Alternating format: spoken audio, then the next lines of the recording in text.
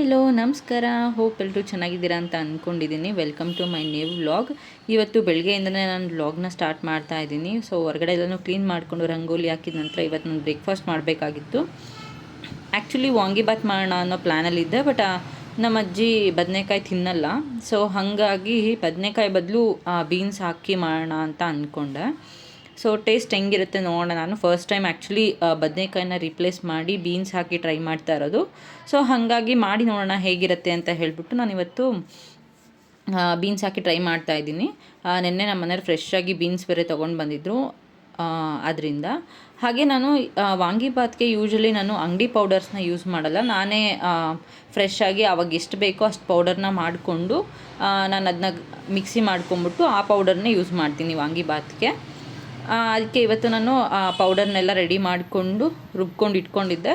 So ಇದಾದ ನಂತರ ನಾನು ರೆಗ್ಯುಲರಾಗಿ ನಾವು ವಾಂಗಿಬಾತ್ ಎಲ್ಲ ಹೇಗೆ ಮಾಡ್ತೀವೋ ಅದು ಸೇಮ್, ಜಸ್ಟ್ ಬೀನ್ಸ್ ಮಾತ್ರ ರಿಪ್ಲೇಸ್ ಮಾಡಿರೋದು.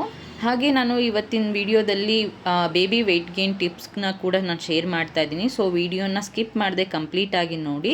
ಹಾಗೆ ನನಗೆ ಗೊಜ್ಜು ಥರ ಮಾಡೋದಕ್ಕಿಂತ ವಾಂಗಿಬಾತ್ನ ಈ ಥರ ನಾವು ಪಲಾವ್ ಎಲ್ಲ ಮಾಡ್ತೀವಲ್ವ, ಸೊ ಅದೇ ಥರನೇ ಮಾಡೋಕ್ಕೆ ನಂಗೆ ತುಂಬ ಇಷ್ಟ. ಈವನ್ ಟೇಸ್ಟ್ ಕೂಡ ಅದು ಆ್ಯಕ್ಚುಲಿ ತುಂಬ ಚೆನ್ನಾಗಿರುತ್ತೆ. ಸ್ವಲ್ಪ ಖಾರವಾಗಿ ಟೇಸ್ಟ್ ಸಖತ್ತಾಗಿ ಇರುತ್ತೆ ಮದುವೆ ಮನೇಲಿ ಮಾಡೋ ಥರ. ಹಾಗೆ ನಾನು ಬೆಳಗ್ಗೆ ವಾಂಗಿಬಾತ್ನ ಬ್ರೇಕ್ಫಾಸ್ಟ್ ಮಾಡಿ ಮಧ್ಯಾಹ್ನಕ್ಕೆ ಬಸ್ಸಾರು ಕೂಡ ಮಾಡೋಣ ಅಂತ ಅಂದ್ಕೊಂಡಿದ್ದೆ. ತೊಟ್ಗುಣಿ ಕಾಳು ಬಸ್ಸಾರು. ಇದು ಆ್ಯಕ್ಚುಲಿ ನಮ್ಮ ಕಡೆ ಸ್ವಲ್ಪ ಕಮ್ಮಿ, ನಮ್ಮ ಅತ್ತೆ ಮನೆ ಕಡೆ ಸ್ವಲ್ಪ ಜಾಸ್ತಿ. ಅದು ನೋಡೋಕ್ಕೆ ಆ್ಯಕ್ಚುಲಿ ಅಲಸಂದಿ ಕಾಳು ಥರನೇ ಇರುತ್ತೆ, ತೊಟ್ಗುಣಿ ಕಾಳು. ಸೊ ಅದ್ರದ್ದು ಮತ್ತು ಹೀರೆಕಾಯಿ ಹಾಕ್ಬಿಟ್ಟು ಬಸ್ಸಾರು ಮಾಡಿ, ಹಾಗೆ ಸ್ವಲ್ಪ ತೊಂಡೆಕಾಯಿ ಇತ್ತು, ಸೊ ಅದ್ರದ್ದು ಫ್ರೈ ಮಾಡಿ ಮುದ್ದೆ ಮಾಡಿ ಮುದ್ದೆ ಮತ್ತು ಸಾಂಬಾರು. ಸೊ ಆ್ಯಕ್ಚುಲಿ ಮುದ್ದೆ ಬಸ್ಸಾರು ಈ ಥರ ಎಲ್ಲ ಕಾಳು ಅದೆಲ್ಲ ಇದ್ದರೆ ಅದ್ರ ಮುಂದೆ ಬೇರೆ ಇನ್ಯಾವ ಅಡುಗೆನೂ ಅಲ್ಲ ಅಲ್ವಾ, ಸಕ್ಕತ್ತಾಗಿರುತ್ತೆ ಟೇಸ್ಟು, ಹೊಟ್ಟೆ ಕೂಡ ತುಂಬುತ್ತೆ.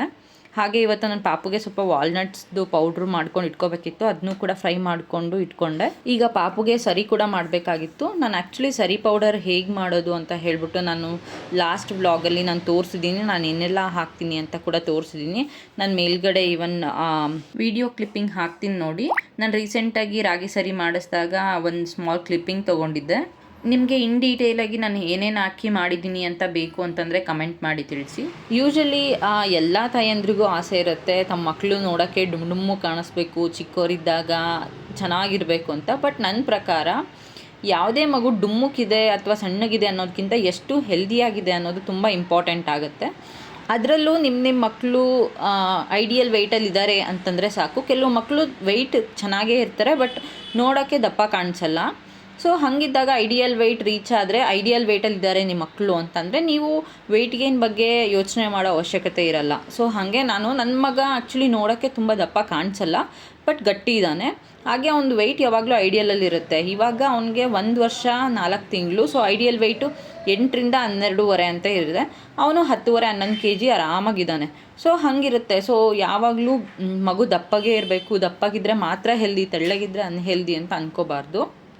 ಯೂಶ್ವಲಿ ನಾನು ಪಾಪುಗೆ ಬೆಳಗ್ಗೆ ಹೊತ್ತು ರಾಗಿ ಸರಿ ಕೊಡ್ತೀನಿ. ಅವನಿಗೆ ಸಾಲಿಡ್ ಸ್ಟಾರ್ಟ್ ಮಾಡಿದಾಗಿಂದ ಸ್ಟಾರ್ಟಿಂಗಲ್ಲಿ 6 ಮಂತ್ಸ್ ಕಂಪ್ಲೀಟ್ ಆದಮೇಲೆ ನಾವು ರಾಗಿನ ಹಾಲು ತೆಗೆದುಬಿಟ್ಟು ಮಾಡಿ ಕೊಡ್ತಾಯಿದ್ವಿ.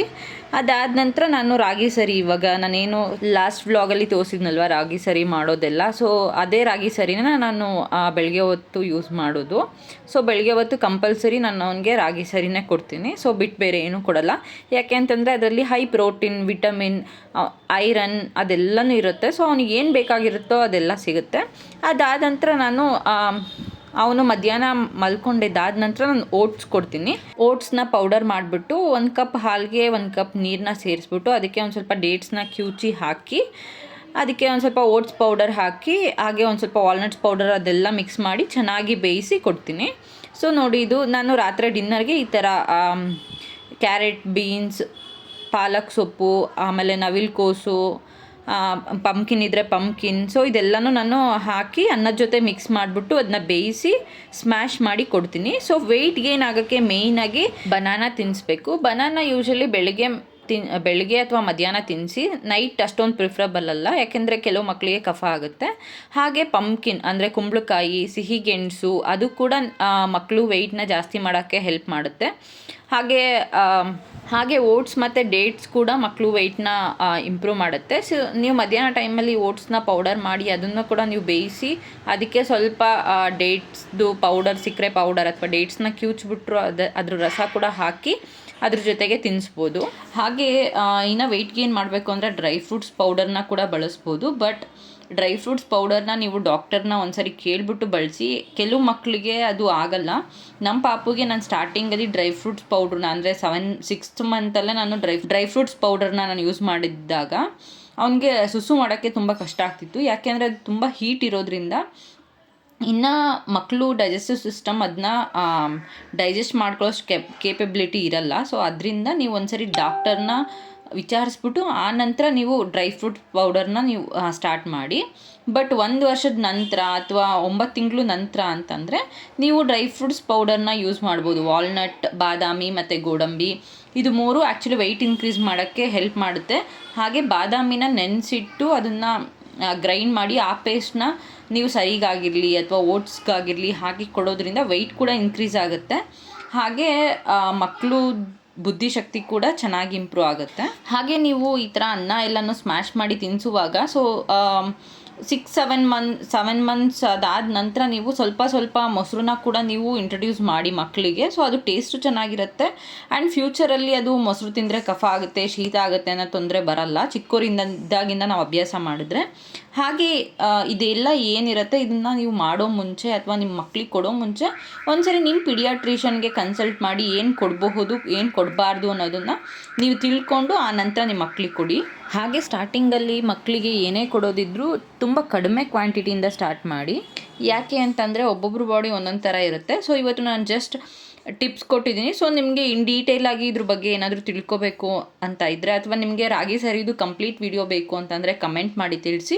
ಸೊ ನಾನು ನೆಕ್ಸ್ಟ್ ಟೈಮ್ ಮಾಡುವಾಗ ಅದನ್ನ ಶೂಟ್ ಮಾಡ್ಕೊಂಡು ಅಪ್ಲೋಡ್ ಮಾಡ್ತೀನಿ. ಇದಾಗಿತ್ತು ಇವತ್ತಿನ ಪುಟ್ಟ ವ್ಲಾಗ್. ಈ ವ್ಲಾಗ್ ನಿಮಗೆ ಇಷ್ಟ ಆಯಿತು ಅಂತಂದರೆ ಪ್ಲೀಸ್ ಲೈಕ್ ಮಾಡಿ, ಹಾಗೆ ನಿಮ್ಮ ಫ್ರೆಂಡ್ಸ್ ಆ್ಯಂಡ್ ಫ್ಯಾಮಿಲಿ ಮೆಂಬರ್ಸ್ ಜೊತೆ ಶೇರ್ ಮಾಡಿ, ಹಾಗೆ ಸಬ್ಸ್ಕ್ರೈಬ್ ಮಾಡ್ಕೊಳ್ಳೋದನ್ನ ಮರಿಬೇಡಿ. ಮತ್ತೆ ಒಂದು ಒಳ್ಳೆ ವ್ಲಾಗ್ ಜೊತೆ ಬರ್ತೀನಿ. Until then take care, bye ಬಾಯ್.